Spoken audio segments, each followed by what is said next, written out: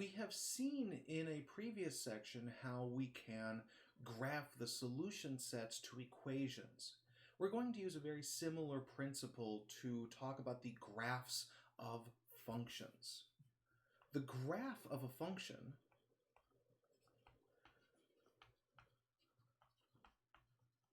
is a collection of points. It's the collection of points in the plane consisting of x comma f of x, where x is in the domain of f.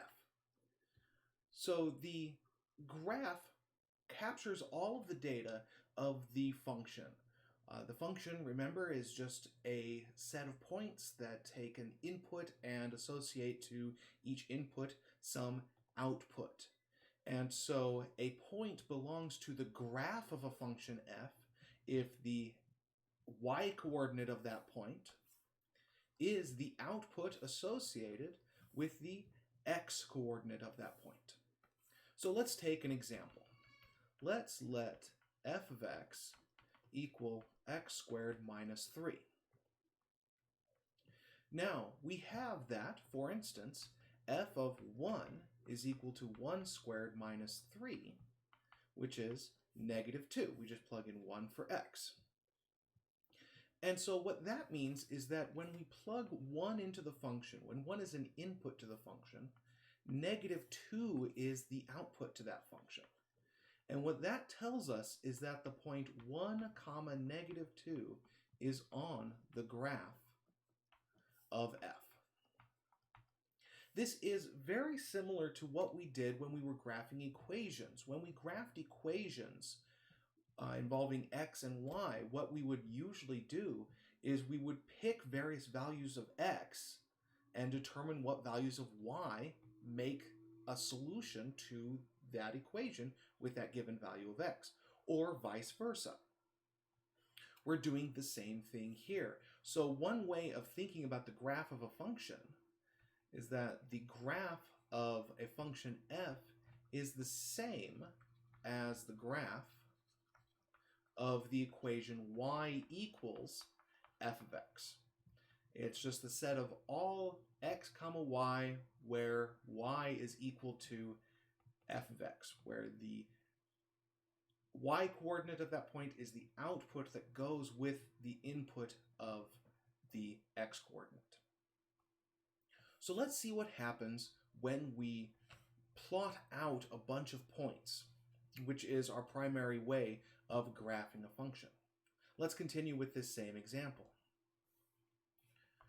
And we'll give ourselves a grid. And so we've got the example f of x is equal to x squared minus 3. So we already know, we already saw that f of 1 is equal to negative 2. So that means the point 1 comma negative 2 is on the graph. We have that f of 0 is 0 squared minus 3, which is negative 3. So that means that the point 0 comma negative 3 is on the graph. Again, the x-coordinate of your point is just the number that you are plugging into the function, the input to the function, and the output to the function is the y-coordinate of that point. F of negative 1 is negative 1 squared minus 3, which is negative 2. So we also get that the point negative 1 comma negative 2 is on the graph. F of 2 is 2 squared minus 3, which is 4 minus 3, which is 1.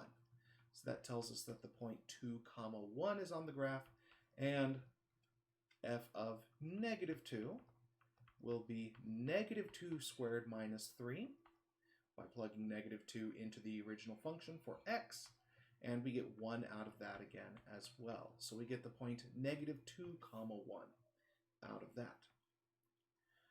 So now that we have all these points, we can go and graph the function. Give ourselves a little grid. -1, -2, 3, -4, +1. All right, so let's plot all these points. We know that the point 1, -2 is on the graph. We know that the point 0, -3 is on the graph. Let me label these. We know the point -1, -2 is on the graph. We have that the point 2, 1 is on the graph, and the point -2, 1 is on the graph. And I just I noticed that I mispositioned one of my earlier points. There we go. So there are a few points on the graph of f, and just like when we were graphing equations, when we graph functions, once we have our points, we want to connect them up smoothly.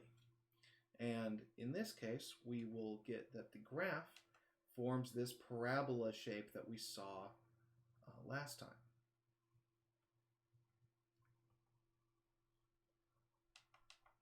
So, all right, just do that a little smoother.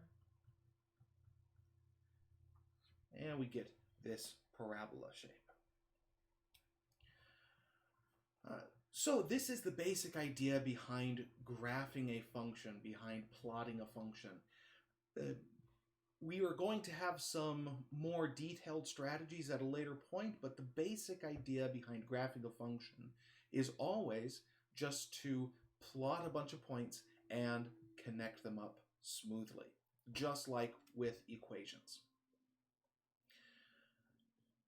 Now, we can go from a function to a graph the way that we have here, but we can also use graphs to define equations sometimes. So let's take a look at a graph and see what we can tell about the function based on it. It's going to turn out there's a lot of relationships between a function and its graph. In many ways, they are just two different ways of giving exactly the same information. So let's look at that. Let's consider the following graph. So let's take this graph, and I'm going to draw a curve here, and I'm going to note a few points that are on it. So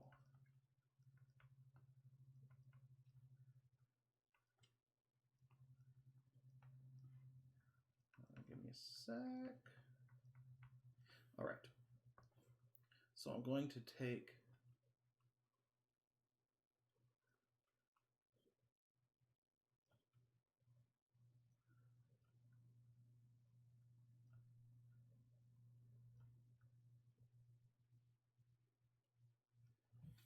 this graph, and I want to define a function based on this graph.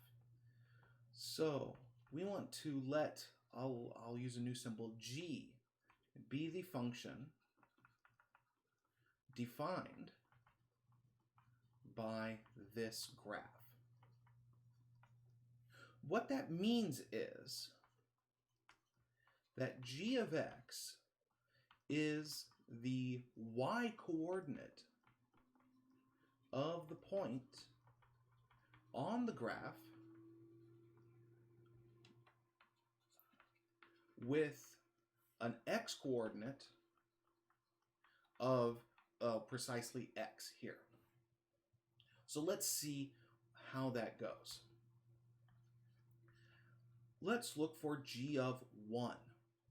Now, what we want to do when we evaluate a function based on a graph is we want to start with finding the x coordinate that corresponds to the input. In this case, our x coordinate is 1. So this is the input to the function, which corresponds to the x coordinate of the point that we're going to use to find the output of this function. And we see that that occurs right there. Now what we want to do is to find the point on the graph which has this particular x-coordinate. We want to find the point on the graph which has an x-coordinate of 1. One way of visualizing how we do that is to drop a vertical line here. Look at the vertical line that passes through the point 1 and say, well, where does that cross the graph? And we can see here that it crosses the graph at the point 1, 1. So, in this case, we have that the x-coordinate of this point on the graph is 1 and the y-coordinate is 1. That means that 1, the second one there, determines the output of the function. So this is the output of the function, which is the y-coordinate of the point on the graph. Let's do a few more. Let's ask what g of 2 is. So for this, we can do the same thing. We can find the x-coordinate of 2 and put a vertical line and ask, where does this line cross the graph of g? So let me write that down as well. Our process is we want to look at the vertical line at x equals 2, because that's the input, and we want to find where it intersects the graph of g.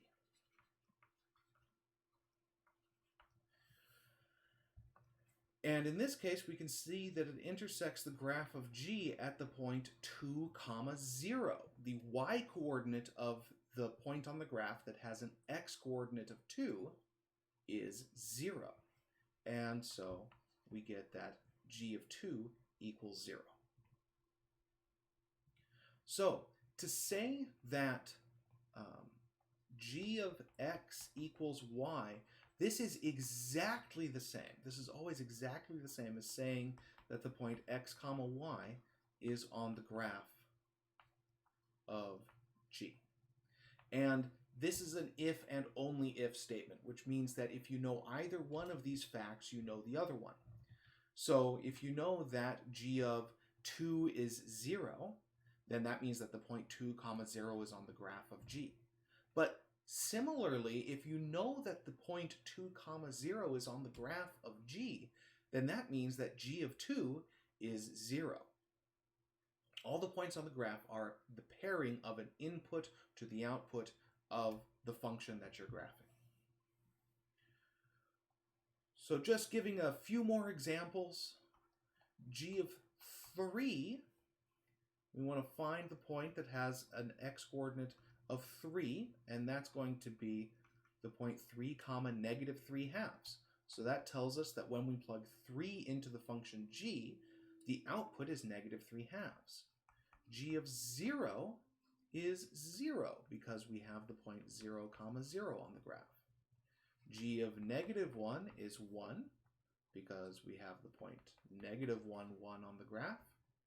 G of -2 is 2 because the point -2, 2 is on the graph. And then g of -3 is 1 because the point -3, 1 is on the graph. The point I really want to emphasize here is that evaluating a function at a point and finding a point on the graph of the function are exactly the same thing. The graph, in many ways, is the function itself. You'll remember that when we originally defined functions, they were defined in terms of relations, and relations were just collections of ordered pairs. They were just collections of pairs x, y, or input, output. Those are precisely the types of labels that we give to points in the plane, and their meanings are completely compatible. So to say that -1, 1 is on the graph of G means exactly the same thing as saying that G of -1 equals 1. That the input, if you take -1 as the input to G, then the output under that function G is 1.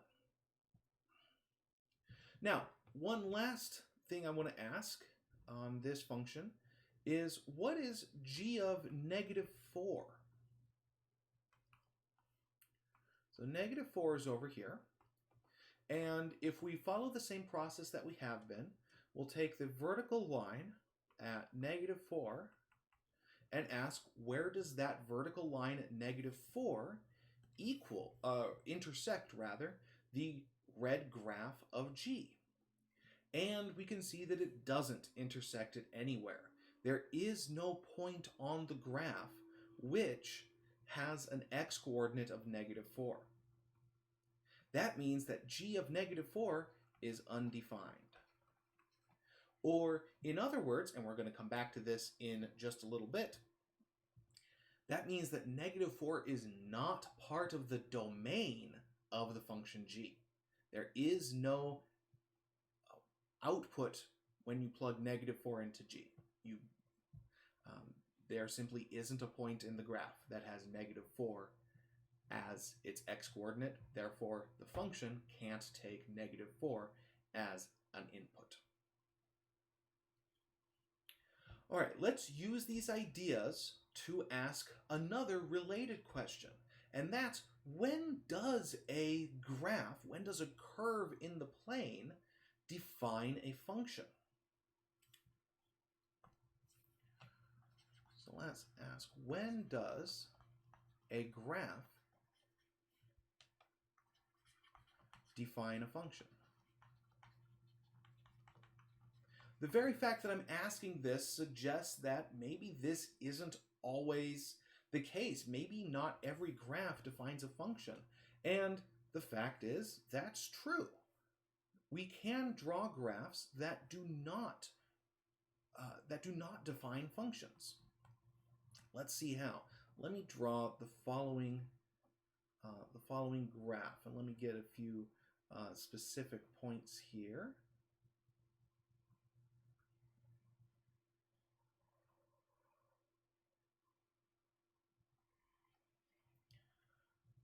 Let's suppose that we take this graph, and we want to know, does this graph define a function? Now let me give a few labels to these points. Let's see, this looks to be 3, 5 if I take each of my grid marks to be 1, to have distance 1. So this would be -3, 3. This would be 3, -3. And this would be -3, -5.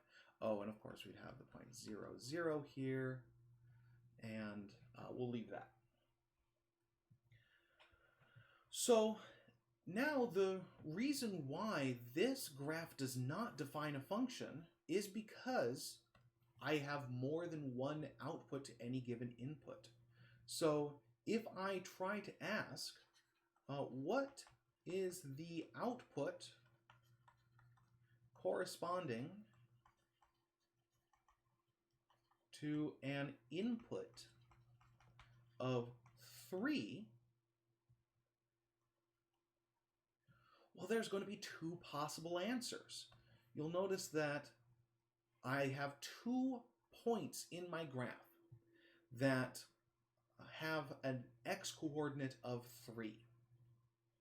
If I try to ask, what is f of 3? If I try to say that f is supposed to be the function defined by the red line, well, then I'd want to start off by drawing a vertical line here. The vertical line x equals 3. But then the problem is that I can't tell just a single number out of it. There's more than one possible output here. I could get that this is, well, maybe it's 5 or maybe it's -3. And because we have this confusion, because there's 2 different points that each have the same x value, that means that we don't have a function. So this is not a function, because remember that a function requires that every input have at most one output. You can't ever have two separate inputs, two separate outputs for the same input. So it's not a function. Now, the red graph does in fact define a relation, and we could define a relation using this graph, but we're not going to talk about that so much. We're going to generally focus our attention on functions, and the point is that this is simply not a function. The red curve does not define a function. And you can see that the way that we told that was by noting that this blue vertical line passed through the graph more than once. And you can see we get similar results if we start looking at other vertical lines on the graph here. Now, you will notice that we don't get this same problem if we go far off to the right here. We could look at this point right here, and I'm just going to make something up here. I'm going to make up that maybe this point is 8, 6. And it is true that on this graph, there's only one point with an x-coordinate of 8. And so we could, it would make sense to say that the only output that goes with an input of 8 is 6, but that's still not good enough for this graph to define a function. In order for this graph to define a function, we would need the same condition here, where the line only crosses the curve once, for every possible input. And so the fact that we've got these vertical lines appearing near 0 that cross the curve more than once means that we are simply not looking at a function at all. So this leads us to a very efficient way we have of telling whether or not a curve is a function or defines a function. And it's called the vertical line test. And it says that if a vertical line,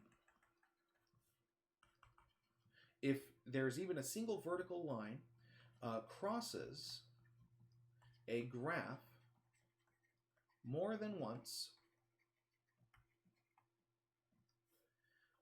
that graph does not define a function.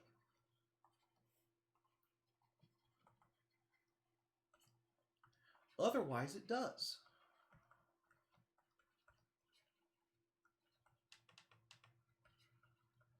So the vertical line test can tell us completely whether or not a given graph defines a function or not. So let's see how we apply this. So we could ask the following question. Which of the following graphs define functions?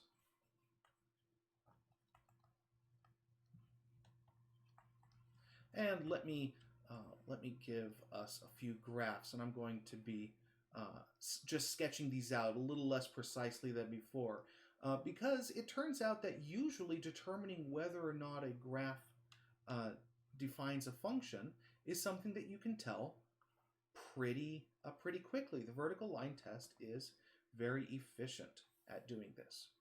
So let's look at a circle. Let's look at a line. Let's look at a parabola of the type we had before. Let's look at a parabola going in the other direction. Let's do a more complicated curve like this and a more complicated curve like that. So some of these graphs may define functions and some may not. So the question we want to ask in each case is, can I draw a vertical line that crosses the graph more than once? And we can see that in the first place, for instance, we can draw a vertical line, say right there, that crosses the graph more than once. And therefore, we say that this graph fails the vertical line test and is not a function, because we've got these two different points where a vertical line crosses the graph. Now, I want to emphasize that not every vertical line crosses the graph. Not every vertical line crosses the graph more than once. That line, for instance, only crosses the graph once. And, in fact, if I take a vertical line over here, it doesn't cross the graph at all. Neither one of those conditions are problems. Neither one of those conditions stop a graph from defining a function. The only thing that stops a graph from defining a function is a vertical line passing through the graph more than once. So, the answer for the first graph is that we do not have a function. However, on the second graph, you can see that no matter where we draw a vertical line, we're never going to be able to cross the graph more than once. So we could say that this graph passes the vertical line test and is a function. And so we continue on. The parabola that we have here, no matter where we draw a vertical line, we never cross the graph more than once. And so we say, yes, this is a function. The parabola opening to the right down below, though, you can see that we can cross it more than once. And once you have just a single vertical line that crosses the graph more than once, then you're done. Then you know that the graph does not define a function. In this way, it's in some sense easier to prove that something's not a function than to prove that it is a function. Because to prove that something's not a function, you just have to find a single vertical line that passes through the graph more than once.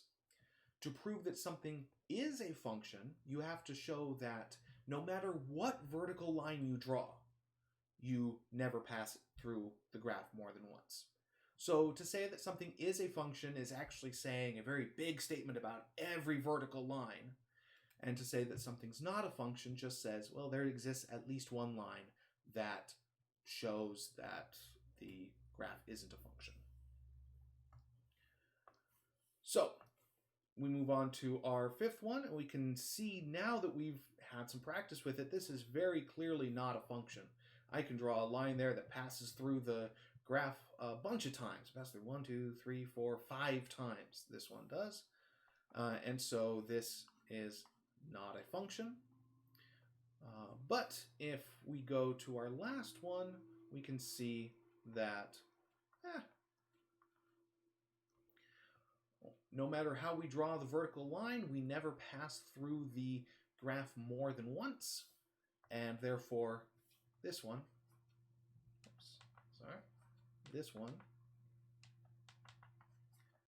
is a function. So of these examples, we've got 3 that are functions, 3 that aren't functions, and the vertical line test gives us a very efficient way of telling whether a graph is a function or not. Now, of course, this only works for vertical lines. It turns out there is a horizontal line test, but that's going to be testing for something else that we're going to see at a later date.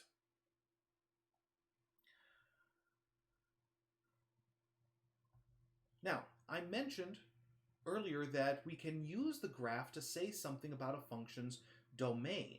And indeed, we can use the graph to say something about its range as well.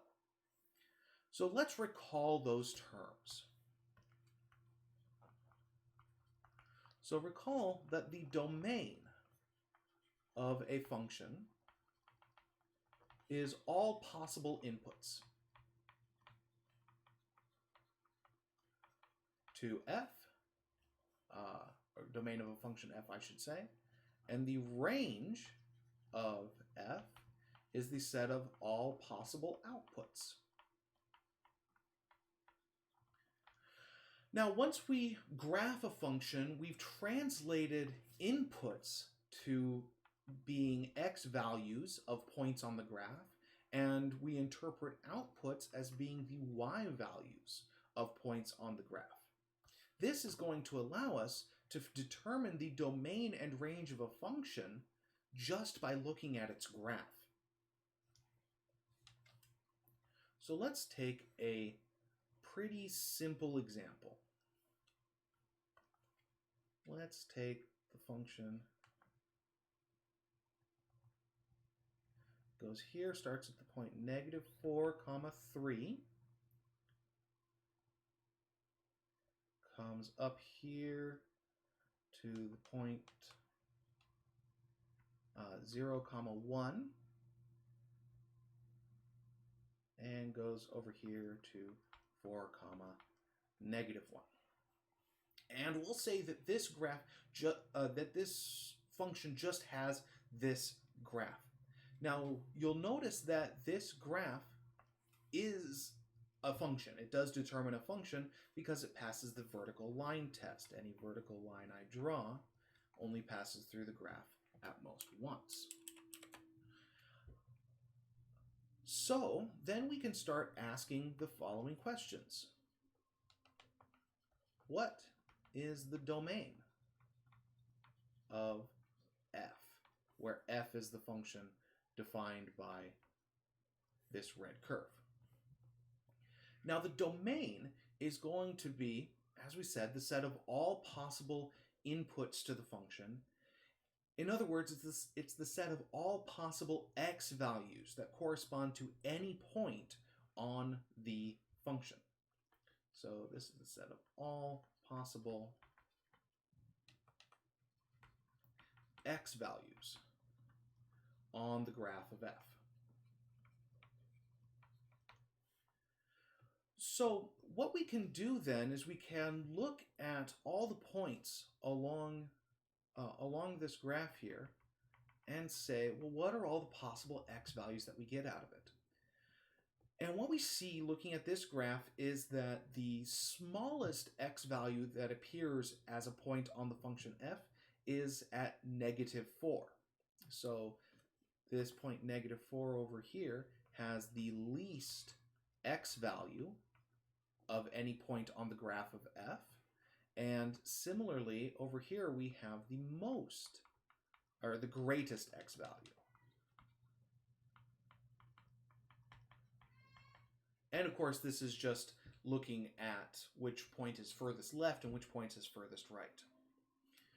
Now, this least x value of -4 corresponds to the x value of -4 over here on the x-axis. And as we start moving to the right along the graph, we start getting points with greater and greater x values until we get all the way over here to the largest one of 4. So we went from x values of -4 to an x value of 4, and the graph covered all that distance in between. The graph went from an x-coordinate of -4 up to an x-coordinate of 4 continuously without jumping over any or missing any points. And so the set of all x values of the function here is the domain. So this is the domain of f, the set of all x coordinates that correspond to any point of the graph. And in this case, it's going to be the interval from -4 to 4. including both of those because the function actually contains points with an x value of -4 and with an x value of 4. So in this problem, the domain of f is going to be the set of all functions or set of all points rather, in the interval from -4 to 4. One way, we've got a few ways of thinking about this. One way that I like to think about this is that to determine the domain of the function defined by a graph, what I do is I imagine that I'm squeezing the whole graph down onto the x-axis. I'm squeezing it straight up and down, but I'm flattening it onto the x-axis, and I'm seeing what points does my flattened graph wind up covering. Another way of thinking about it is that we're looking at the graph, but we're forgetting the y values entirely. We're just taking every point and then moving it to straight up or down to the point on the x-axis that it lies immediately above or below, and then looking at all the points that we get after that process. Or an even third way is thinking that we're looking at the shadow of this graph on the x-axis, and we can imagine having a light coming from straight above or a light coming from straight below, and seeing, if we do that, what is the shadow that the graph makes on the x-axis. Lots of very visual ways of thinking about this process that help us to determine the domain of the function f. We can use almost exactly the same process to determine the range. So we could ask, what is the range of f? And for this, we can look at what's happening on the y values. So this is the set of all possible y values on the graph. And we can do the same sort of thing, where we look at what the biggest y value is, the smallest y value is, and we ask, does f actually take all of the y values in between? Or we could think about squishing everything together, squishing the graph down onto the y-axis and seeing what we get, or looking at the shadow of the graph on the y-axis if we put big lights on the left and right-hand side of things. And in any of those cases, what we get is that the set of all possible y values of the function give us the range of f. These are all the y values that are obtained by some point on the graph. So this is the range of f, which in this case is the interval from -1 to 3. So it includes all numbers from the y value of -1 up to the y value of 3.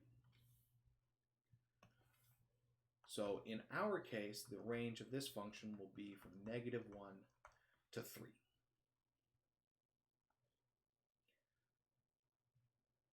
All right, so this is the basic idea behind using the graph of a function to find the domain and range of that function.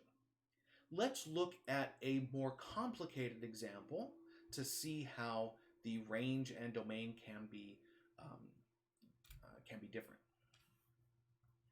So let's get a new page and let's look at this graph.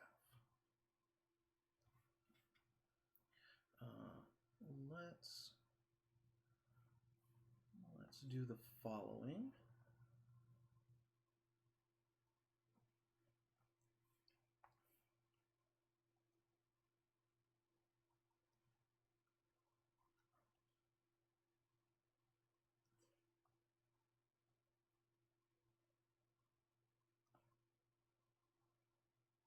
All right, so this graph has two parts to it, which is something that we haven't seen a lot of before, but it still works perfectly well. 1, 2, 3, 4, 5, 6. This is at negative 7.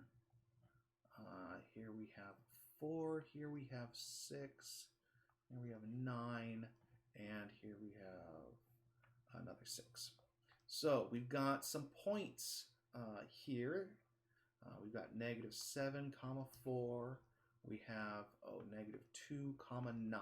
Need to label that negative 2. We've got the point 2, comma 6. Need to label that 2 as well. And 6, comma 2.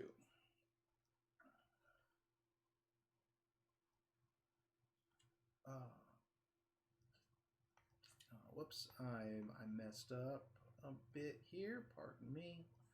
Want to make sure that this is not confusing. So I want to make sure that we get this all right before we actually get started.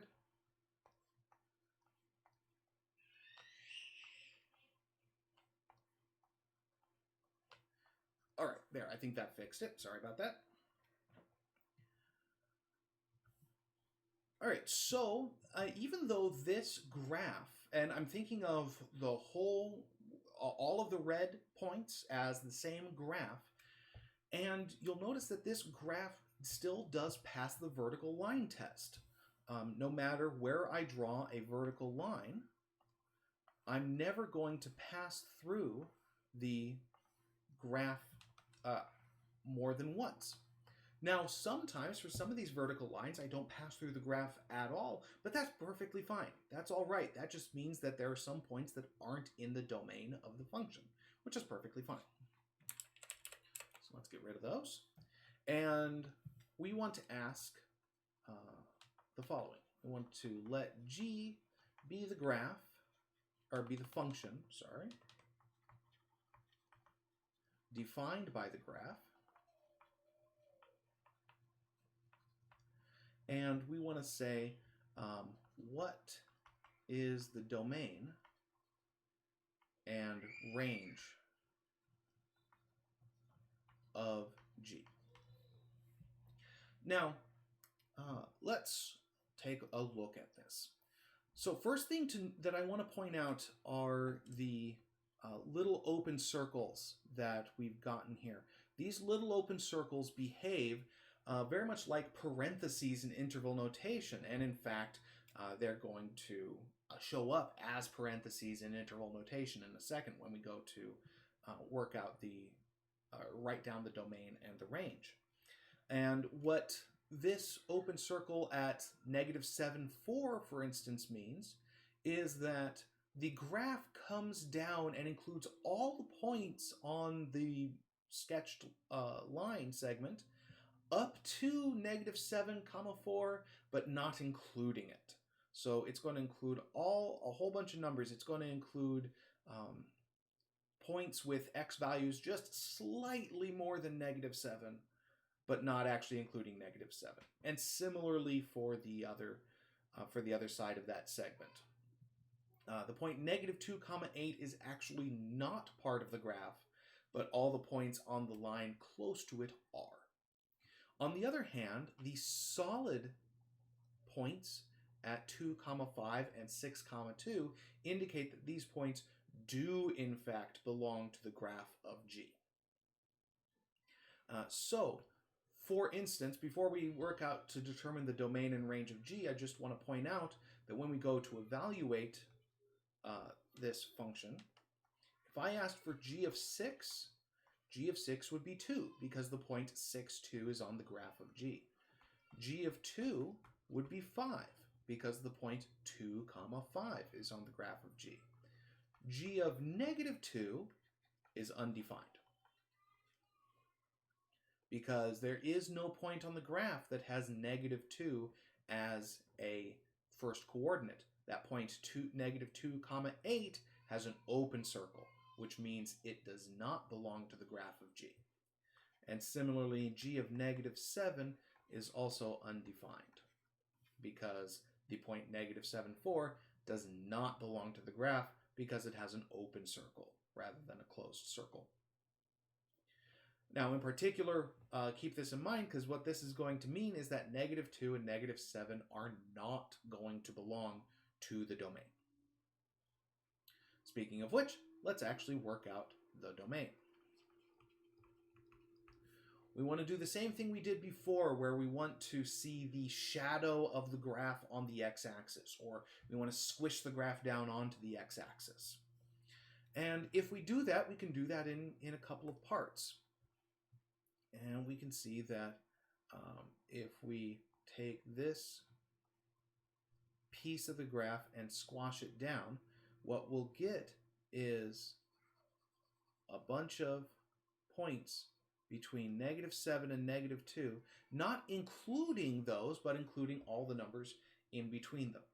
So that's what we get if we take that left component of the graph and squash it down onto the x-axis. If we do the same thing on the right-hand side, then we're going to get the interval from 2 to 6, but this time including both of those. So in interval notation, this interval will be the interval from -7 to -2 with parentheses on both sides, and this will be the interval from 2 to 6 with brackets on both sides. The domain includes both. So the domain of this function is going to be the interval from -7 to -2 unioned with the interval from 2 to 6, with parentheses on the left interval and brackets on the right interval. Now let's look at the range. For the range, we're going to move everything horizontally onto the y-axis. So once again, let's do the left component first. So the left component, if we squash it onto the y-axis, would give us the open interval from -4 to 8, meaning not including the two endpoints. On the other hand, if we take the right component and squish it over onto the y-axis, we'll get the closed interval from 2 to 5. And you'll notice at this point, we've got some overlap between them. So we can see that our range is going to start at 2. That's going to be the smallest number in our range. That's the smallest y value that appears anywhere on the graph. And then it's going to go up from there. Now, let's consider the point 4 for a moment. 4 is not in the range of the piece of the graph on the left, because 4 is not part of a y, is not the y coordinate of any point on the graph, because -7, 4 doesn't belong to the graph. But it is a point, it is the y coordinate of a point somewhere over here on the right component. So we're going to have something here. We don't really know what it is, but there's going to be something, 4 over here on the right component of the graph. And that will squash over here to 4. So 4 is in fact included in the range of this function because it's included in the right-hand component here. So we have overlap there, so we include 4, we include all the numbers up to 5 from the right-hand side, but by that point, the left-hand part of the graph has taken over, and so we see that the numbers between 4 and 5 and going beyond that are all part of the range because of the left component of the graph going up to 8. And now we ask, does 8 belong to the range of the graph? And it does not, because 8 is not one of the y values that appears in any points of either of the components of the graph. So the range of this function is going to be the interval from 2 to 8, closed on the left and open on the right.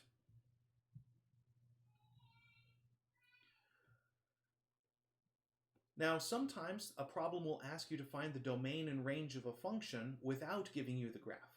In that case, usually the easiest thing to do is to graph the function first and then determine its domain and range.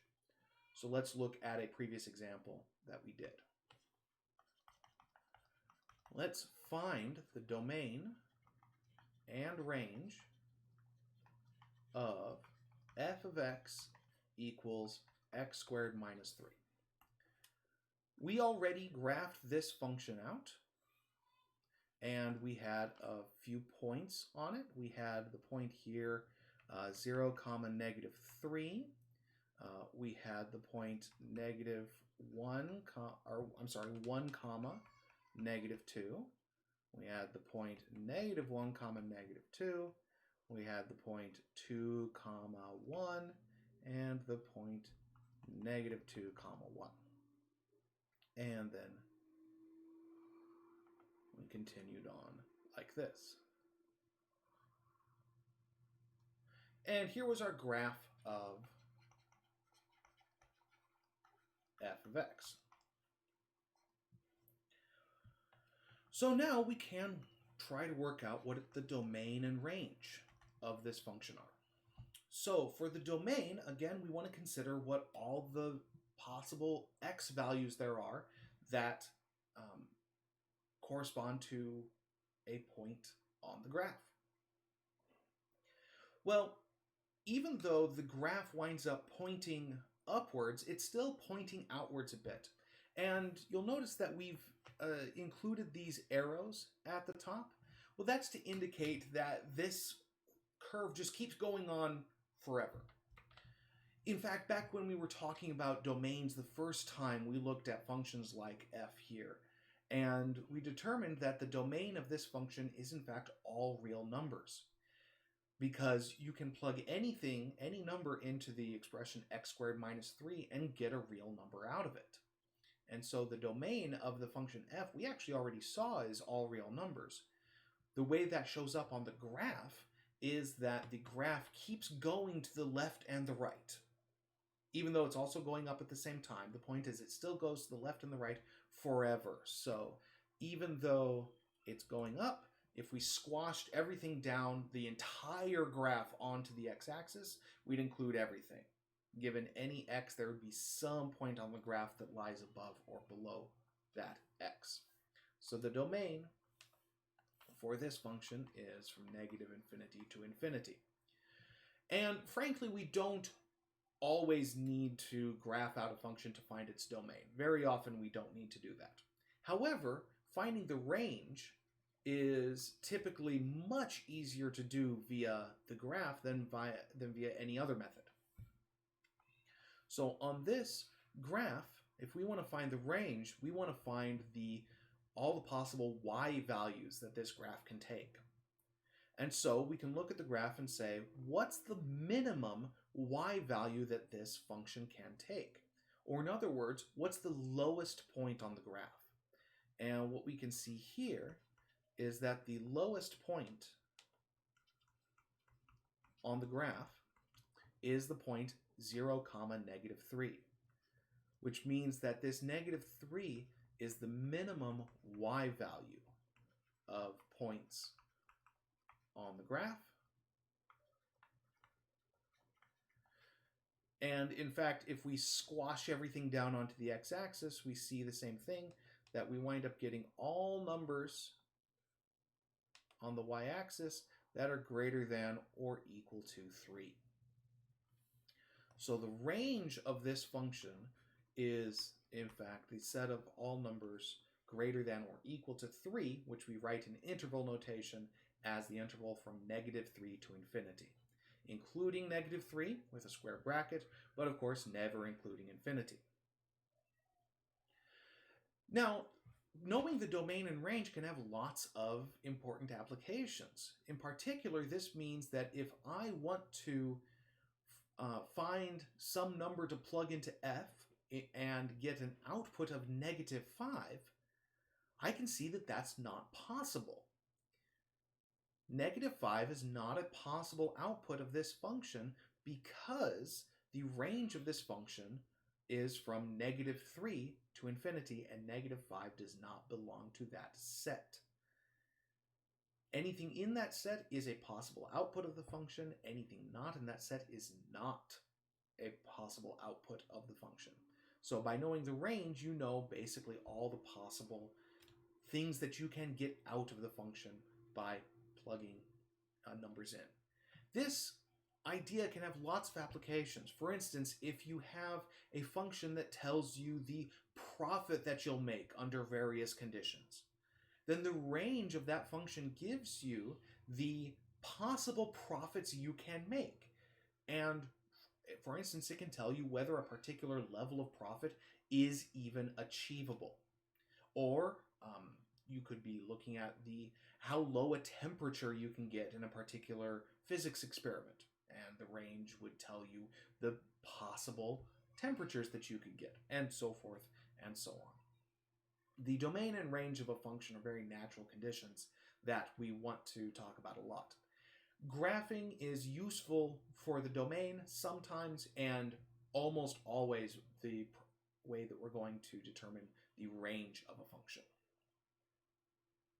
All right, the last topic for now that we're going to be building on as we move into the later sections is knowing the graphs of some basic common functions. One thing that's going to be very useful to you as you continue to learn algebra and mathematics in general is to have a library of functions that you are familiar with, that you know what their general shape is, you know what their general behavior is, and you can work with it to describe various types of functions. And there are 6 functions that we're going to be looking at now that you will want to work on memorizing their general shape, general behavior, maybe a few special points that are on them. So we have the following functions you should know.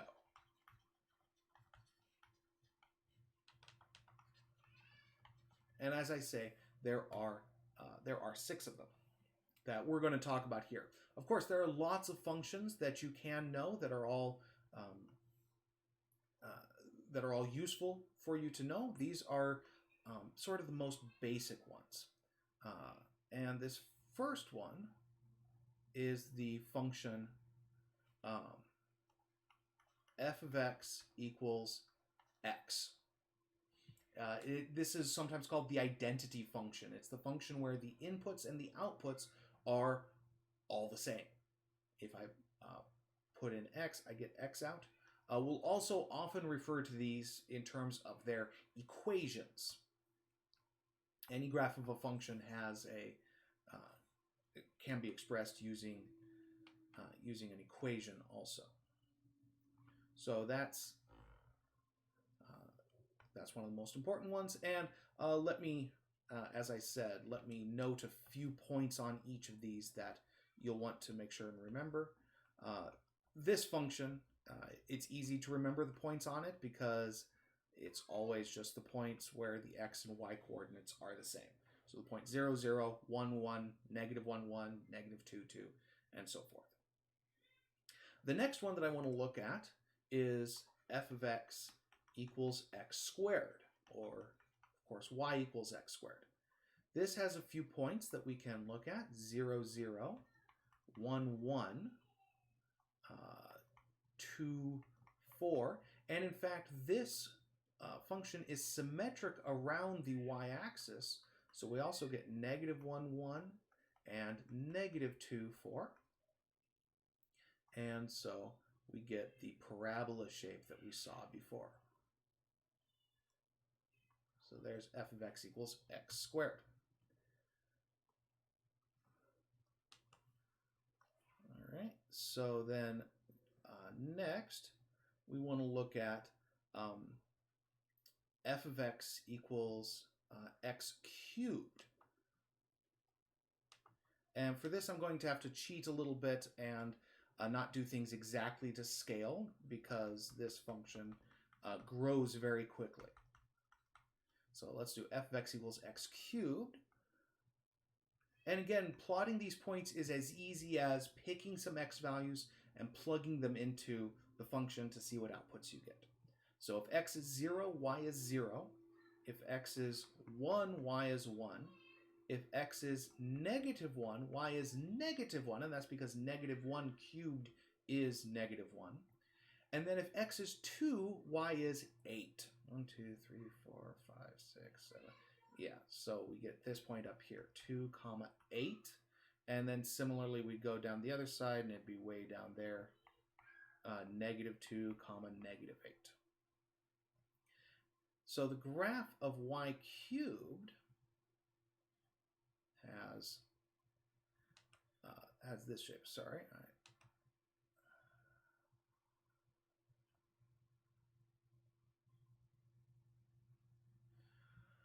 So it has this wavy pattern. It actually flattens out instantaneously there at the origin. We're going to play around more with this a little later. But the x cubed function has some similarities to the x squared function, but also some differences. Then we have the absolute value function.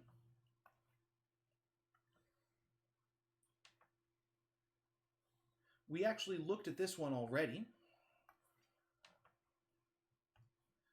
when we were first graphing equations. We graphed the equation y equals the absolute value of x, but of course that's also the same as the graph of f of x equaling the absolute value of x.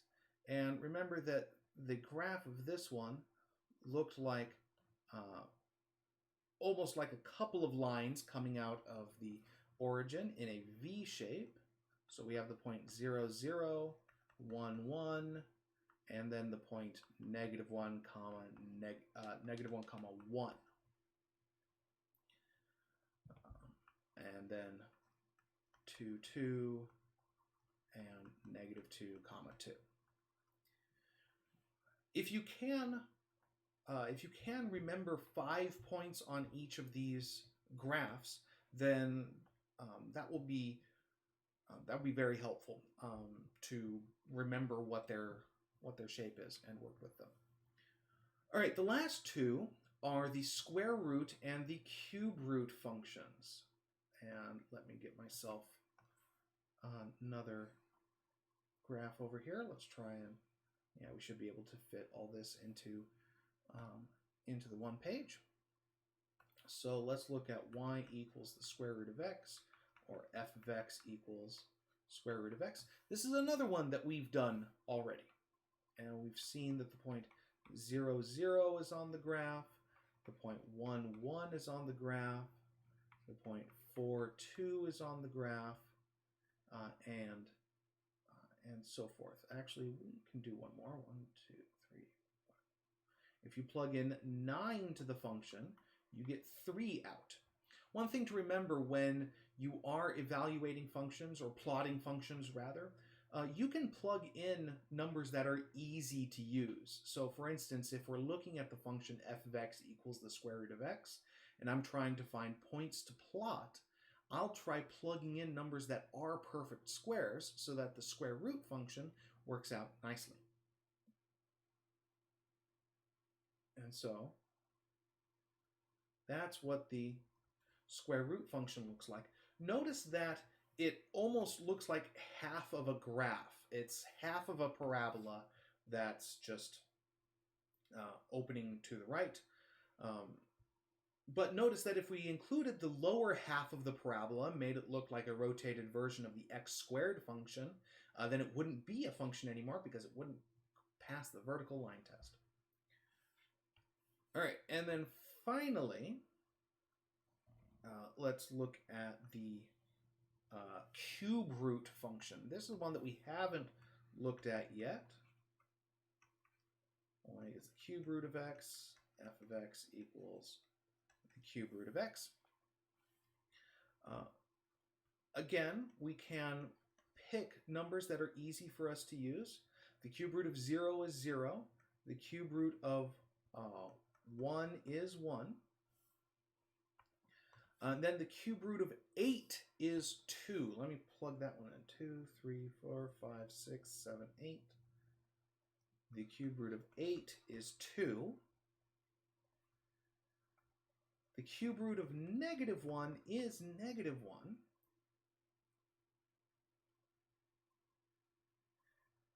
And the cube root of -8 is -2. So we get a graph that looks something like this.